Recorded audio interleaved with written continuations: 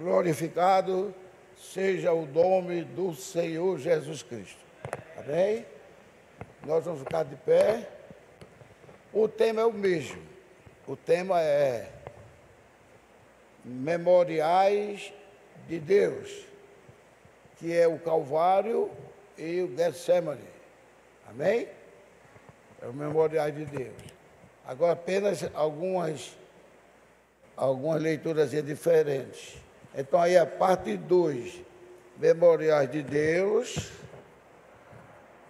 que é isso que nós já falamos aí, o Getsemane e o Calvário. Agora vamos ler um pouquinho aqui. Essa é a parte 2, né? Sendo parte 2, nós vamos ler um pouquinho.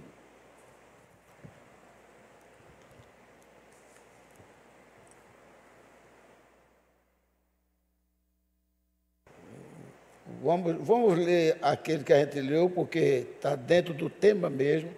É 2 Coríntios 5, 21.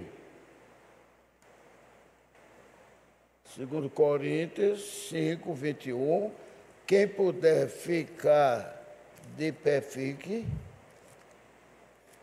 Deus é maior e Ele sabe as nossas condições.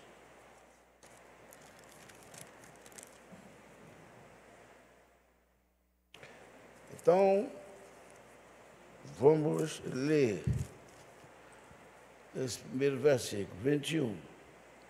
Aliás, como na semana passada, vamos ler de 18 a 21. 18 a 21. É o mistério da reconciliação de Cristo conosco. E tudo isto, 18, provém de Deus, que nos reconciliou consigo mesmo por Jesus Cristo e nos deu o ministério da reconciliação. Isto é, Deus estava em Cristo, reconciliando consigo o mundo, não lhes imputando os seus pecados, e pôs em nós a palavra da reconciliação. De sorte que somos embaixadores da parte de Cristo, como se Deus por nós rogasse. Rogamo-vos, pois, da parte de Cristo, que vos reconcilieis com Deus. Agora o versículo principal. Aquele que não conheceu o pecado, está se referindo ao Deus da glória. Aí o fez pecado, ou seja, fez Cristo pecado por nós, para que nele, em Cristo, fôssemos feitos justiça de Deus. Amém? Agora vamos orar e para continuarmos. Nosso bondoso Pai, nós te agradecemos, Senhor, porque do jeito que o mundo está por aí violento, mas o Senhor tem nos guardado, tem nos protegido do mal, o Senhor tem nos ajudado. Abençoa a tua igreja, abençoa o nosso pastor, abençoa todos os amados irmãos que saem aqui para vir aqui para glorificar e exaltar o teu nome. E converte os nossos corações, nossa alma, para cada vez mais te adorar, porque nós já sentimos que o Satanás está com as mãos soltas, está fazendo muito mais coisas do que fazia há uns anos atrás. E sabemos também que ele sabe mais do que nós próprios, que o fim deles, o Satanás e seus demônios, está muitíssimo pobre. E nós te agradecemos, Senhor, e pedimos que nos abençoe. Abençoa todos quantos vierem hoje para cá, visitantes e os irmãos.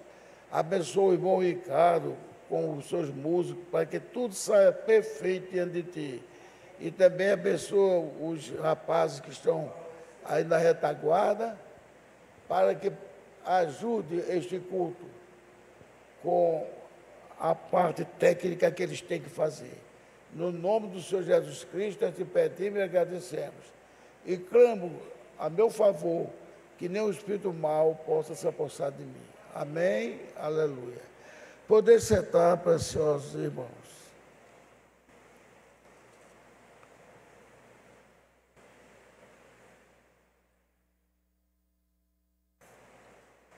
Na outra vez que estivemos aqui, semana passada,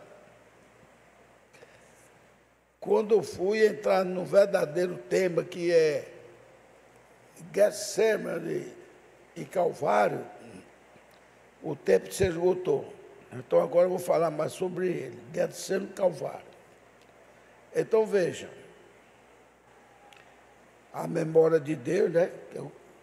E a parte 2.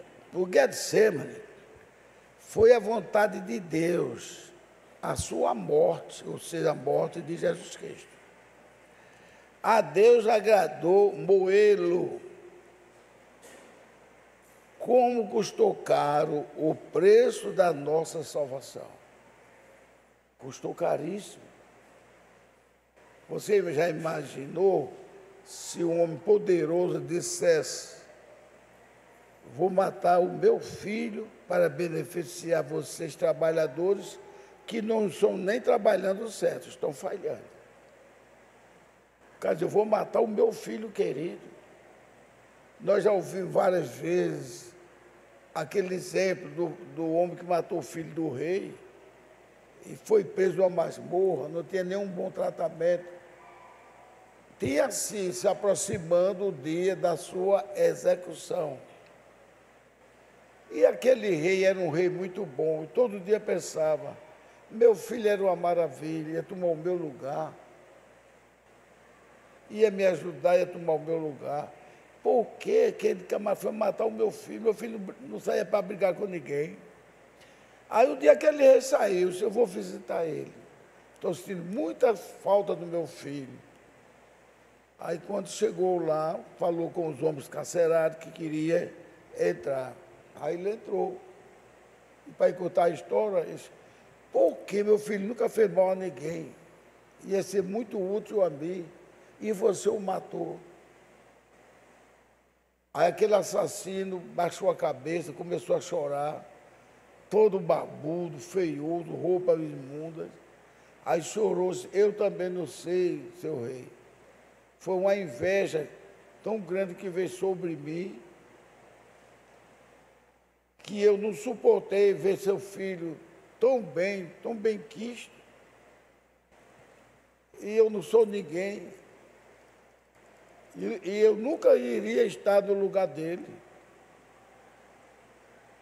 Aí então veio aquele mal, aquele espírito em mim, que eu matei ele. Eu sou errado e eu mereço morrer. O rei olhou para ele com compaixão. Mas você matei por inveja. Ele nunca fez mal a ninguém. E eu também nunca tinha feito mal a ninguém, mas só em ver a minha vida e a vida dele, a inveja levou eu a matá-lo. Aí o rei mandou chamar o camarada, disse: dê um banho nele, corta o cabelo, faça a barba de tudinho, e estendeu até um tapete. E mandou os vassaleiros trazer uma carruagem.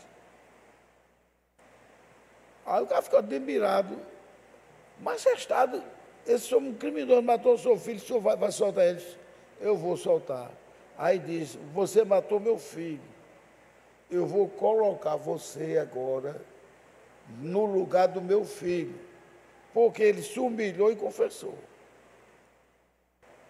O homem caiu em pranto e choro. Não era mais o choro de medo de morrer, não. Que ele todo dia disse: eu mereço morrer.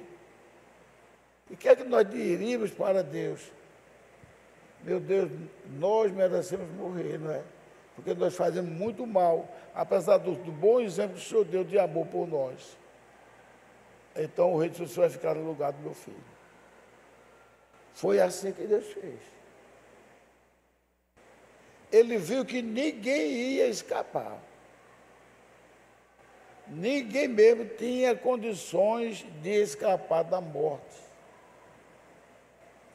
Mas o coração de Deus, Deus é amor, o coração de Deus ferventa um amor glorioso que nada pode se comparar.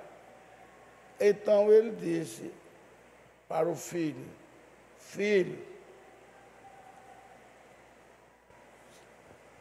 eu quero, aí contou a história, quero que você faça um sacrifício por muitos ali que são ignorantes, que não sabem de nada, e cometeu um pecado sem saber por que estava fazendo aquilo.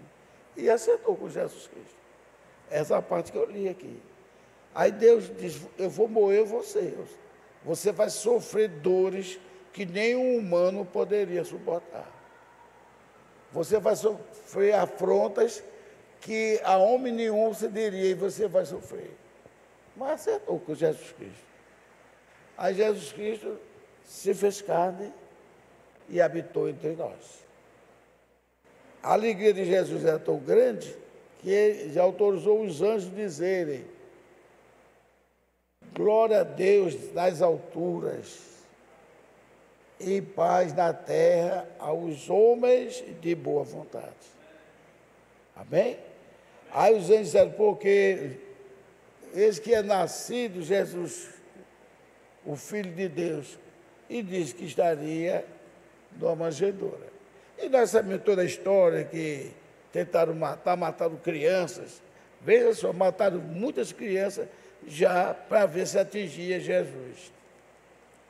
E nisso depois Jesus foi mudado de acordo com o que Deus mandava, para o Egito, para um bocado de lugar, para a Galiléia. E assim Jesus foi crescendo e ajudando a José, até que chegou aquele dia, onde tudo que Deus faz, Ele não faz fora de hora. Tudo. Então, Jesus não precisou dizer: chegou a hora que meu Pai preparou para mim. Ele sentiu, o Espírito Santo desceu, aí ele foi para o templo assistir um culto. Aí pegaram um homem lá do livro, pegou o livro e deu na mão dele. Veja, o homem estava nem conhecendo direito, o ministro. Aí ele leu Isaías, que aqueles que entravam na sombra da morte, quer dizer, não ia ter nenhuma chance para eles. Mas aqueles que entraram na sombra da morte, Deus não enviou uma luz. E você já conhece aquele caso de Isaías, né? Que quem estava sentado na sombra da morte, Deus mandou uma luz, libertou, etc. Aí, quando ele terminou, ele entregou o livro, aquele ministro disse: hoje se cumpre essas palavras, que ele ia libertar aquele povo. Aí, quando ele disse: hoje se cumpre essas palavras, foi o maior silêncio dentro daquele templo ali. Ficar tudo olhando um para o outro. Aí um ousou falar, disse: quem é ele para dizer que ele é quem vai cumprir isso? Aí eu dizer: nós sabemos até quem é o pai dele, que é José e Maria, José o carpinteiro. Ou dizer: eu vi este homem construindo móveis para ajudar o pai. Como é que ele agora está dizendo que vai carregar essa carga? Aí foi começando o principal mesmo. A principal perseguição a Cristo foi nessa hora, quando pegaram em pedras e disseram: vamos matá-lo, que ele é o impostor e está dizendo blasfêmia. E Jesus saiu pelo meio deles e ninguém enxergou Jesus. Sabe o que eles iam fazer com Jesus? O pastor César esteve lá e viu o precipício. É uma altura enorme, ele ia pegar Jesus e jogar do precipício. Quando Jesus chegasse lá, chegava bagaçado. Mas não era o tempo, e Jesus passou no meio dele e ninguém conhecia Jesus. Mas, agora Jesus tinha uma opção para fazer para se cumprir, que foi o batismo. Foi ali quando Jesus chegou, João já tinha sido avisado, quais são os sinais para saber que era o batismo do Filho de Deus, e João já tinha batizado um bocado. Nesse ínter, antes de Jesus chegar, uma multidão de pessoas ia para lá, ia batizado, soldados iam, perguntavam o que é que a gente deve fazer, você deve ser honesto. se contentar com o vosso soldo. Começou a dizer. Aí nisso chegou uma multidão maior ainda. Fariseus e saduceus. Eram os homens mais religiosos que existiam. Fariseus e saduceus. Quando vieram para ser batizados, que eles ouviram falar, vamos ser batizados para ser filho de Deus, etc. Quando chegou lá, João olhou para eles e disse: raça de víboras, uma multidão que quer ser batizado. O homem que estava pregando o amor de Deus, raça de víboras, quem foi que vos ensinou a fugir da ira vindoura que há de vir sobre todos vocês? E vocês ainda ficam dizendo que são filhos de Abraão? Abraão era famoso todo o tempo, né? Vocês dizem que são filhos de Abraão. É a mesma coisa dizer, eu sou assembleano, sou isso, sou aquele outro. Esses nomes não valem nada para a salvação da gente. Eu sou do tabernáculo, não vale nada. Apesar daquele irmão jovem dizer assim, eu me apresento que sou do tabernáculo, mas não é nada demais, não. Mas que não é também certo. Eu não sou do tabernáculo. Você é do tabernáculo? Não. Irmã Adilene, ninguém aqui é do tabernáculo. Nós somos do Senhor Jesus Cristo. Então, o irmão amado, todos nós gostamos dele, mas ele disse, eu me apresento, eu sou do tabernáculo. Não, onde é que você congrega? Eu me congrego no tabernáculo. Né? É como tem gente também, a gente esquece e diz, a igreja de Caruaru, a igreja disso, aquilo outro, a igreja de tantos lugares. Não, ali não são igrejas, não. A igreja que está, ou então a congregação, né? A minha congregação, na verdade, porque a igreja de Jesus Cristo é uma só. Ele não disse, ele nem disse eu tenho outra igreja, não. Ele disse, eu tenho outras ovelhas que está em outro aprisco, se referindo a nós. Entendeu? Porque a igreja de Jesus Cristo, a igreja está no lugar, não. A igreja do Senhor Jesus Cristo somos nós que estamos distribuídos pelos 4 cantos do mundo. E muitas vezes o Espírito Santo diz isso a Jacó. Gente que vem do Oriente, do Ocidente, vem do Leste, do Sul, vem se reunir. O quê? Que foi o Espírito Santo a Jacó.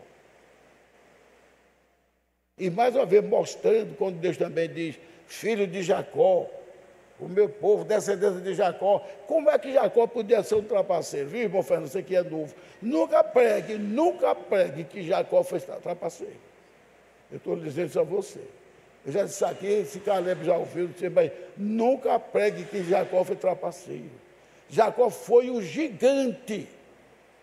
Eu não tenho direito à primogenitura. Eu não tenho direito a ser tratado como um príncipe. Eu não tenho direito àquilo outro. Mas eu amo a Deus.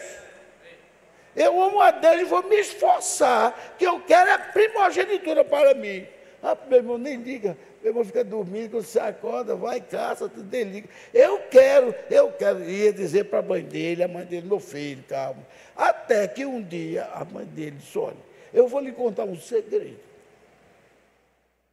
Depois que oramos muito para Deus mandar filhos, e Deus mandou você e seu irmão de uma vez só.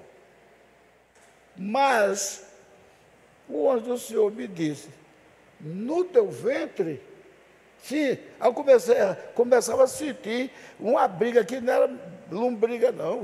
Era briga forte, que a barriga dela fazia assim, pum, pum, pum, pum. Que briga é essa?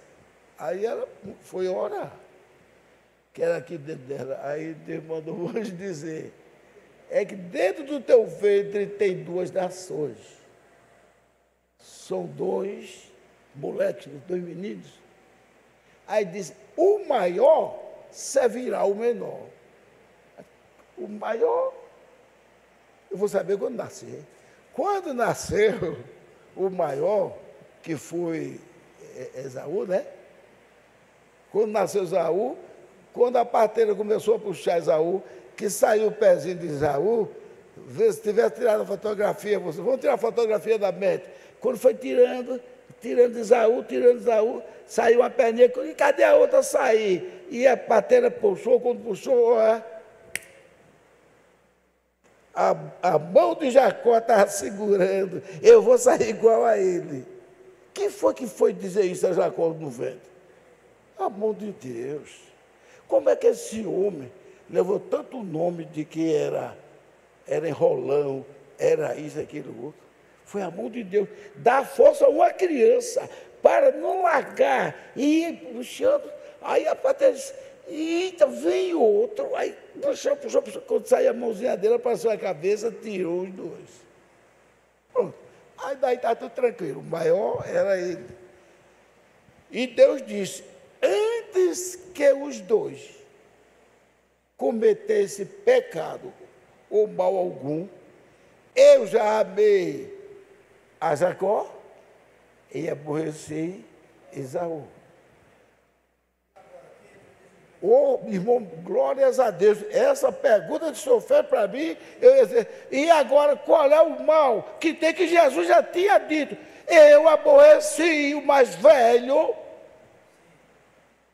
e amei a Jacó. É verdade, quem não imprensado? Um imprensado que quem deixou foi Deus. Mas fizeram tanta coisa, irmão, de doer, viu? Que Jesus tenha misericórdia de todos nós. Mas fizeram tanta da coisa. Fizeram até uma expressão que Jacó, quando chegou lá pedindo a bênção, quem é você? Eu sou um Jacó, um trapaceiro, um fuleiro, isso, aquilo, outro, não sei o que lá, o indigno. Eu sou Jacó. E Jacó significa transplantador. Vamos comparar com a corrida. E eu já vi isso muitas vezes, o camarada só faltou chorar. Estava perto da faixa, viu? Quando estava perto da faixa, ele olhou para trás, viu a distância, aí ele... O que estava atrás dele criou ânimo e... Quando ele notou, o cara ia passando por ele e passou na frente. Eu vi isso agora há pouco. De vez em quando eu vejo um quadro desse. Então, ele suplantou. Aquele que está aos olhos do povo sem direito, agora ele é de direito. Ele ganhou, suplantou. De vez em quando acontece isso. Então, o que acontece? Jacó, tudo que ele fazia, ele parecia até um camarada fanático, era pensando em Deus, tudo é Deus, como é que eu vou ser agradável a Deus? Eu vou perder para meu irmão, eu não vejo meu irmão fazendo nada, mas tudo eu quero, Senhor me ajuda, e Deus lá caladinho, mas Deus caladinho e dando força a ele. Numa hora que saiu ele para fazer as caçadas dele, ele fez um guisadozinho de lentilha e foi esperar o irmão voltar. Olha como Deus trabalha. Deus não pensa que Deus vai se incomodar só que vai acusar ele que ele foi, a gente é errado, não. Quem tiver doido vai acusar Deus de errado. Aí, irmão, qualquer um de vocês já sentiu alguma fome bem forte? Hein? Dizia, estou já demais de fome, alguém já assistiu aqui? Não, né? Já assistiu lendo alguma fome assim? Não. E se você tivesse tido fome de dizer assim, eu passei 2 dias andando, não tinha nada a comer, comia até folha, porque não tinha nada a comer, ainda não era igual à fome que Deus botou no estômago de Esaú.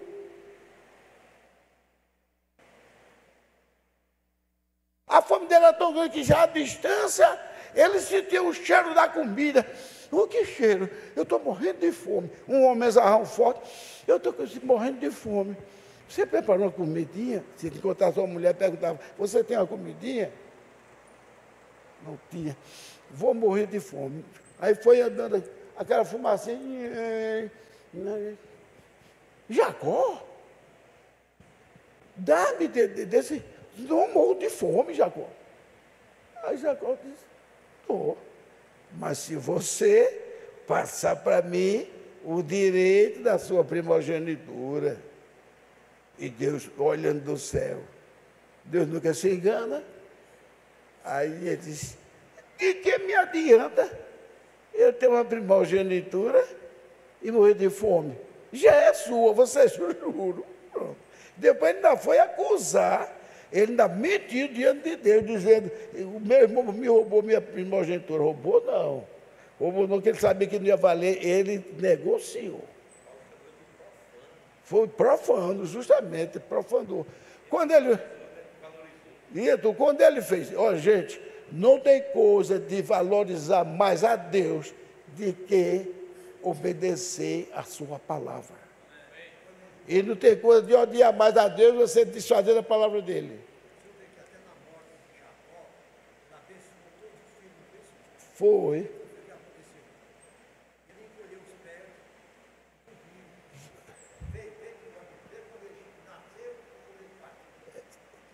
Naquela tranquilidade, Jacó morreu, tranquilidade, e Deus entrou nele para ele sair abençoando todos os seus filhos.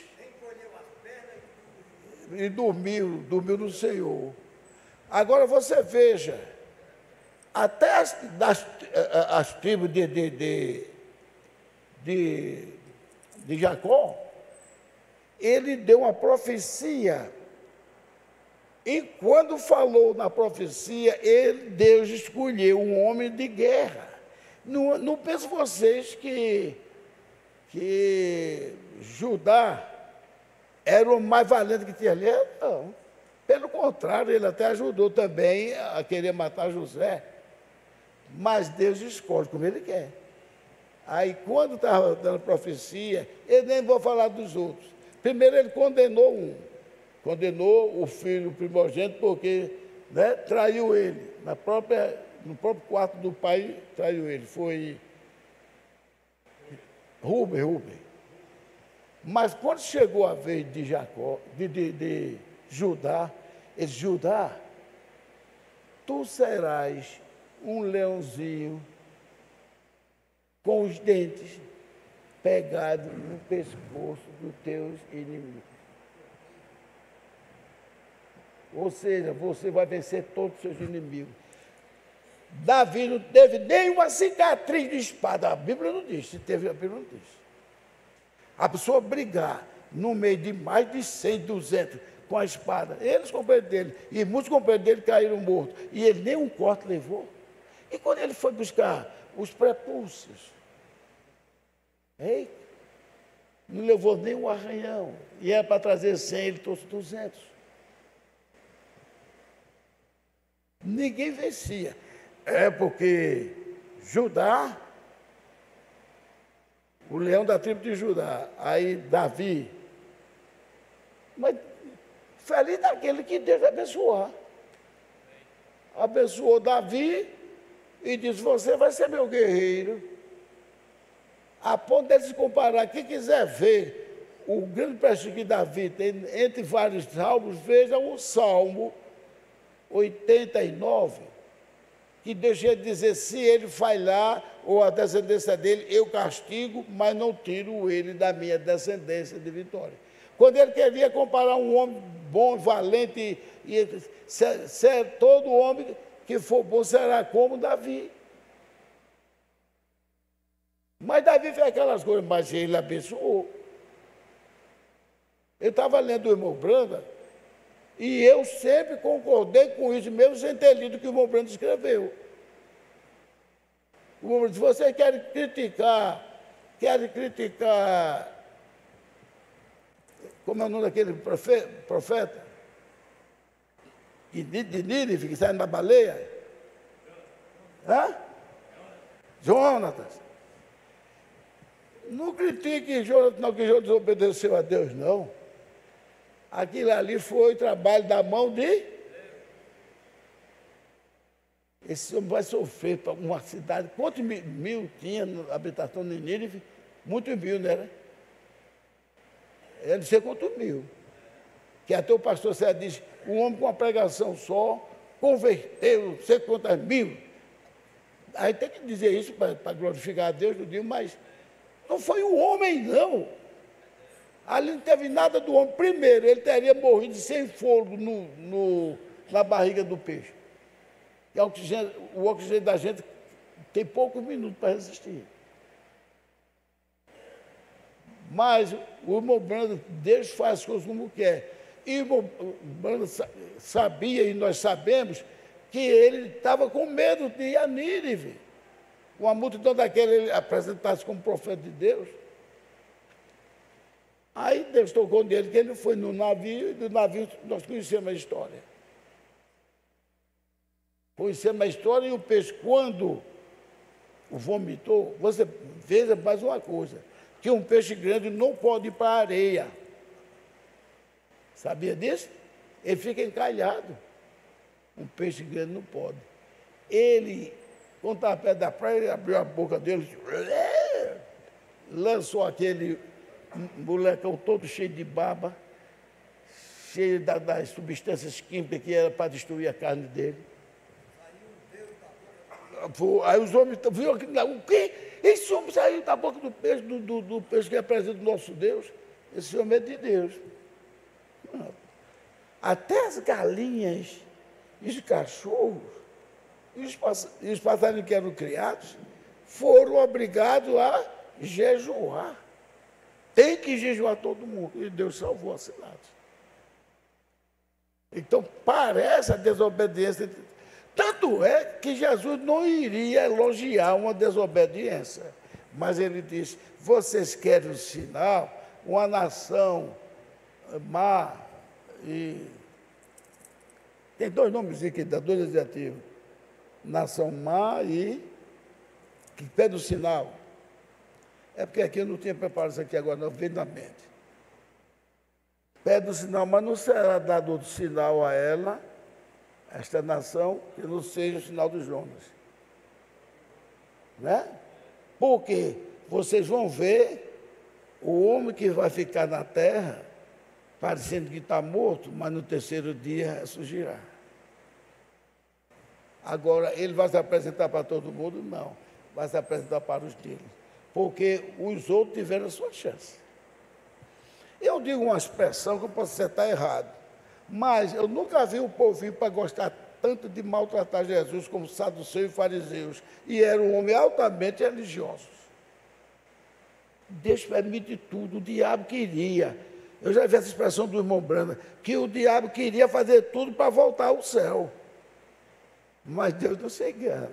Não pessoas que Deus ofereceu. Isso aqui eu digo na frente de quem quer que diga, eu não aceito que Deus ofereceu uma remissão para cair. Mas se era um Deus de confusão, Deus não é Deus de confusão? Como é que ele ia oferecer? Eu calculo que aqueles homens, Caim e Abel, têm mais ou menos 20 e poucos anos. Antes deles nascerem, um já nasceu com a maldição, que foi Caim.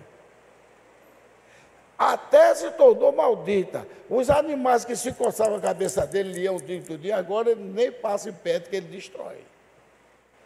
O mato, que era aquele capim verdinho, tornou-se seco e cheio de espinho. Desgastou totalmente a terra. Deus tirou todas as bênçãos da terra. Só não tirou o alimento, mas mesmo assim ia ter muito trabalho para ter o alimento. Mas, depois de 20 e poucos anos que a terra estava destroçada, o Éden, que era para ser morada de Adão e Eva, não tinha mais ser humano para pisar nele, que Deus não permitiu. Como é que agora Deus vai dizer, se você fizer o bem, não terá aceitação para ti? Se fizeres, mas você não fez. Além do mais, o culto de Abel foi um culto de adoração. Um culto guiado pelo Espírito Santo. O culto de Caim foi uma expressão de beleza. Todas as frutas aqui. Olha as abelhas como estão sentindo o cheiro de goiaba, de manga, tudo isso. Aí parece que eu estou vendo ele. Olhando para Abel. Esse homem não tinha nada para oferecer, não. Olha o que está fazendo. O carneirinho amarrado pelas mãos e ele sangrando o carneirinho. Sangrou o bichinho, estremeceu o sangue descendo. E parece que eu estou vendo cair olhando assim, olhar para o altar dele, uma coisa linda, toda bonita, todas as frutas, e olhava para o de Abel. Oh, coitado, coitado, não tinha nada que apresentar para Deus. Quando vê do céu, cai um raio. Nem cheirou a fumaça. Cadê o carneiro? Desapareceu. O carneiro estava lá nos altos. E aquele sangue estava sendo glorificado, exaltado e alegrado por Deus. E ele estava vendo, glórias a Deus. Ele já estava vendo o primeiro sinal da salvação de todos aqueles que iriam aceitá-lo. Glórias a Deus. O sangue do Cordeiro. Dali o diabo tomou conta dele, que ele ali só pensava em matar Abel. Por inveja. A inveja pertence a Satanás. Então o que acontece nisso? Agora Deus, vamos chamar isso aqui de Caim, preto feito Caim. O que é Caim? Primeiro é Deus, logo fora em Deus. Porque pergunta a mim, pelo meu irmão, por acaso eu sou o guardador do meu irmão, mas o sangue dele está clamando. Aí quando começou, e por que caiu o teu semblante? Se fizeres o bem, ele estava falando ali com a carne ou com o espírito que estava em Caim. Hein? Pode falar sem ter medo.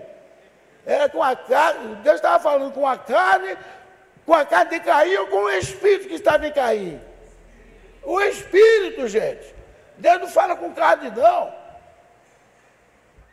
E Deus estava lembrando a ele. Se fizeres o bem, teria aceitação. E Deus viu o pensamento dele lá no céu.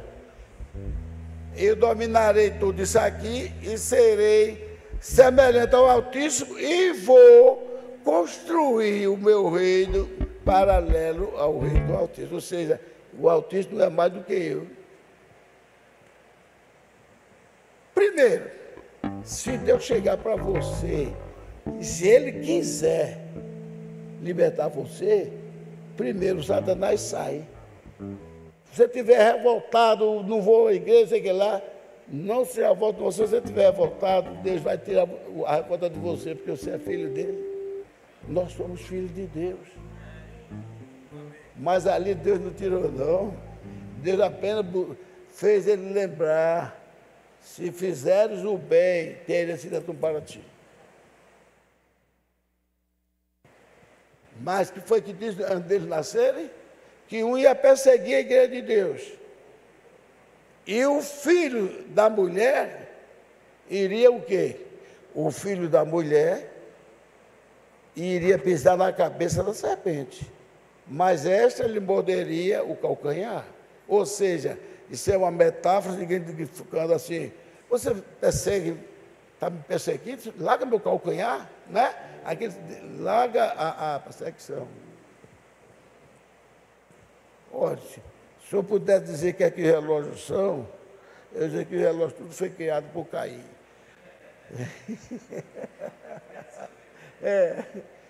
Você sabia que uma vez o irmão Branco estava numa pregação abençoada, aí começou a ele ver o relógio lá em cima.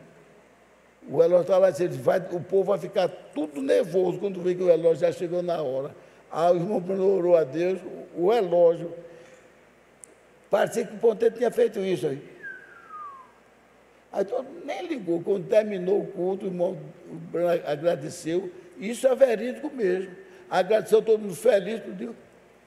Quando for notar que já era a tarde da hora, e já estavam tudo em casa abençoados.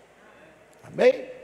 Porque a gente sabe que realmente quando o negócio passa da hora, o que a gente aprendeu vai esquecendo. Então eu estou aqui, tem a minha coadjutora aqui, Helena, ela olha para mim e bate a cera, pensa que eu não fiz, mal fiz. Aí eu já sabe que a hora chegou.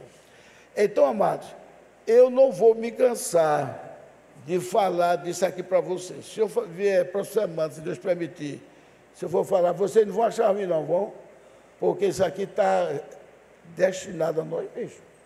Foi um sacrifício que ele fez. Eu quero sempre que vocês pensem isso.